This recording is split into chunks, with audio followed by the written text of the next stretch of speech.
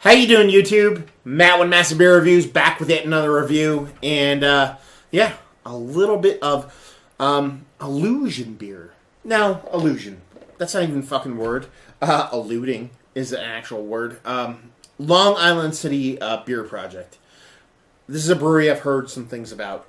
Haven't had any of their beers. Actually, had somebody kind of yammering into my ear, like pretty hardcore about it a week and a half ago at a release I was at, saying I really need to get this, and I mean yammering in a good way.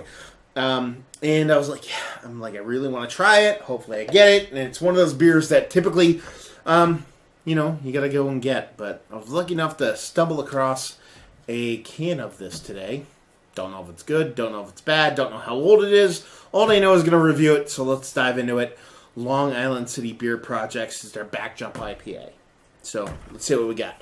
LIC Beer Project, New York City. Ingredients: American plus British plus two-row wheat oats, crystal malt, and American hops. 7.0% alcohol by volume.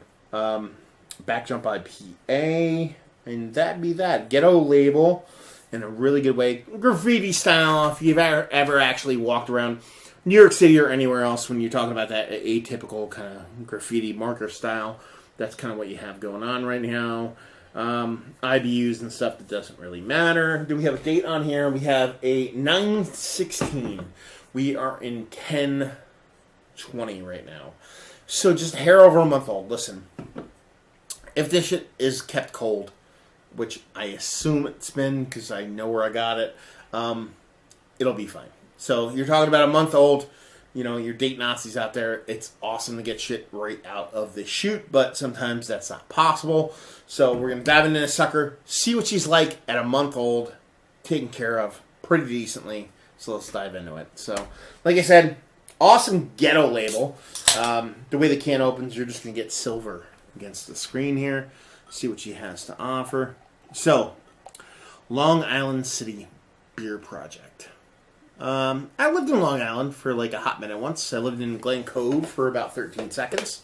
So I'm not going to tell people that I am from there. But at the same time, I will say that I actually know what that shit's talking about. Just over a pinky finger, infinite creamy head. Just off-white in color. Just a notch above off-white, actually. Really inviting, actually. Creamy style head to it.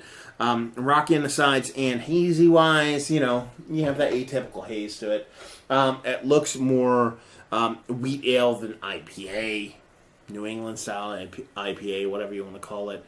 But, yeah, she looks the goods, so let's put it that way. So, I mean, what we're dealing with here, it says on the can IPA. So, there's wheat notes involved. So that's where you're getting your kind of haze from, I would assume. I'm getting tons of mango from all the way up here. So we'll see what she has to offer.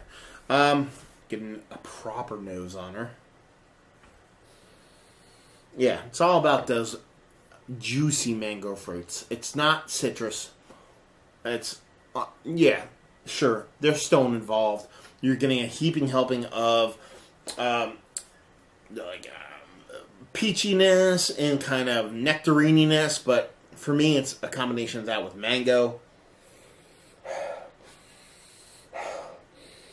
Actually, I'm going to reverse it. I'm going to go all stone fruit on this one. I wanted to have mango in there, but right now, it's all about the stone fruits.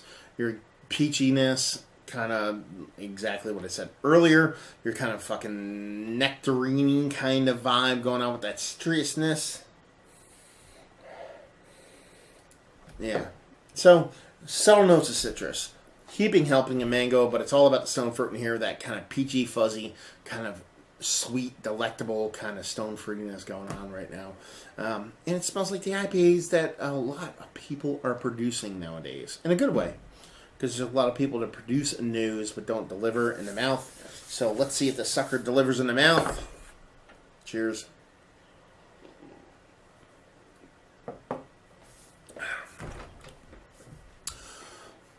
The wheat and the oats come through tenfold. You're getting a nice creamy heaping helping a cloudy, kind of milky, kind of dense, kind of muddled in a good way, mouthfeel from this. And you are getting a lot of those kind of fruit notes from the hops themselves, but it's a bit muted compared to what you actually get off the nose. Bomb mouthfeel. Ripe. Decent juiciness in the mouth, but quite muted. Enough sweetness to kind of carry the bitterness along. You're getting the bitterness from the hops. You're getting the sweetness from the malts. In combination of the two are right in tune. But again, I don't think it's an age thing. I think it's a kind of a balance thing. I want a little bit more hops. I want a little bit more maltiness, and I want to dial back that oatiness and that kind of muddled kind of mouthfeel-y oatiness that is bringing forward. I don't think it's an age thing. Like I said, it's a month old. Some people will be like, oh my god, that's way too fucking old. Listen, it's not. It's fucking not. Sometimes you actually need a little bit of time for shit to settle in. So, it's delicious. First off, it's really good. If I saw this again, I'd absolutely pick it up. But at the same time, there's a little bit of disjointedness kind of going on. But at the same time, the soul, the meaningfulness, the emphasis, the calling card of the beer is proper.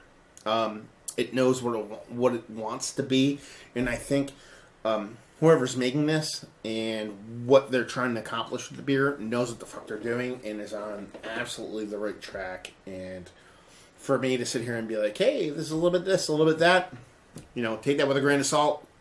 If you ever watch this, whoever made this beer, but you're going to make this better. And I'm going to say it's better, and I guess that's all that matters, is that it's better, regardless of what I say. So, yeah. Mouthfeel for days, haze for days. Stone fruit on top of stone fruit. And a nose that kind of is muted in the mouth, but should be a little bit bigger. And it is just drinkable and crushable to death, but still needs a little bit of balance, a little bit of cohesiveness, I guess you would say, to kind of make it ride all the way through. So let's talk about it. It's one of the better IPAs I've had as of late. It's really fucking close. It's definitely on the outside looking in, but it's really close. It wants to be in that top tier, but it's just outside. I'm sure if they kind of do those little tweaks and knobs and shit like that to kind of make it reach its full potential, it'll absolutely be there. Value and availability. I saw one can on Travels today, and the multitude of upstate New York. So take that with a grain of salt. But it was, I think it was $4 or $5 for a can. Again, I'm gonna shit on that because this should be for me a $12 to $14 4-pack, which means it should be a $3 to $4 beer. But it's not that. At least what I paid for it. Again, when it leaves the brewery, who knows?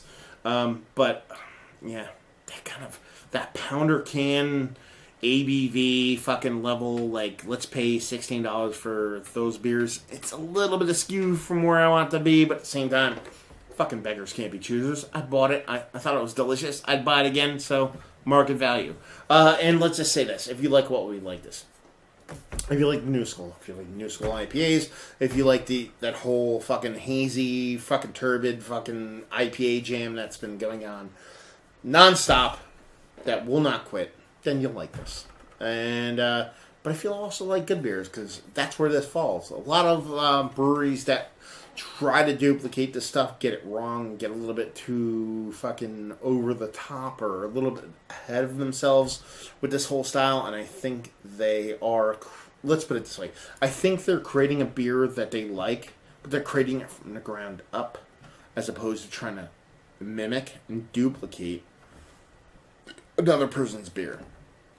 And that's where I kind of feel this vibe coming from. So they're doing their own thing. Let's put it that way. And that is pretty fucking commendable. So there you go. Another review in the books. Hopefully you guys enjoyed their review.